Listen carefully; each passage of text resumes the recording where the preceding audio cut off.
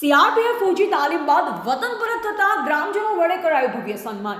અમીરગઢ તાલુકાના વિરમપુર ગામના વતની ખેડૂતના દીકરાએ કડી મહેનત કરી સીઆરપીએફ પોસ્ટ પાસ કરેલ અને 11 માસની ટ્રેનિંગ ચંદીગઢ પંજાબ ખાતે પૂરી કરી વતન ફર્યા।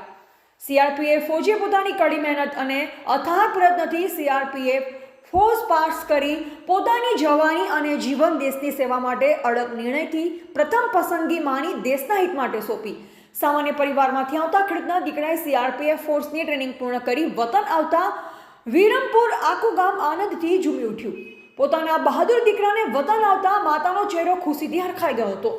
ફૌજીના પિતા અને મોટા ભાઈ ગર્વની લાગણી સાથે જોરદાર સ્વાગતમાં ડીજે, ફૂલમાળા, ફટાકડા સાથે સ્વાગત પ્રોગ્રામને સમગ્ર ગ્રામજનોએ મળી ધૂમધામથી મોજ આનંદથી સ્વાગત કર્યું। આખું વિરમપુર ડીજેના તાલે ઝૂમી ઉઠ્યું।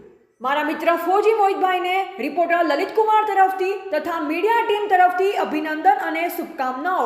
રિપોર્ટર લલિત કુમાર, અમીરગઢ। સીઆરપીએફ ફૌજી તાલીમ બાદ વતન પરત થતા ગ્રામજનો વડે કરાયું ભવ્ય સન્માન। અમીરગઢ તાલુકાના વિરમપુર ગામના વતની ખેડૂતના દીકરાએ કડી મહેનત કરી સીઆરપીએફ પોસ્ટ પાસ કરેલ અને 11 માસની ટ્રેનિંગ ચંદીગઢ પંજાબ ખાતે પૂરી કરી વતન ફર્યા। સીઆરપીએફ ફૌજીએ પોતાની કડી મહેનત અને અથાગ પ્રયત્નથી સીઆરપીએફ ફોર્સ પાસ કરી પોતાની જવાની અને જીવન દેશની સેવા માટે અડગ નિર્ણયથી પ્રથમ પસંદગી માની દેશના હિત માટે સોંપી। સામાન્ય પરિવારમાંથી આવતા ખેડૂતના દીકરાએ સીઆરપીએફ ફોર્સની ટ્રેનિંગ પૂર્ણ કરી વતન આવતા વિરમપુર આખું ગામ આનંદથી ઝૂમી ઉઠ્યું। પોતાના બહાદુર દીકરાને વતન આવતા માતાનો ચહેરો ખુશીથી હરખાઈ ગયો હતો।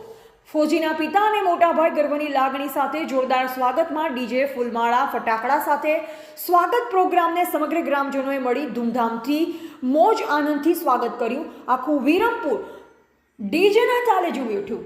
મારા મિત્ર ફૌજી મોહિતભાઈને રિપોર્ટર લલિત કુમાર તરફથી તથા મીડિયા ટીમ તરફથી અભિનંદન અને શુભકામનાઓ।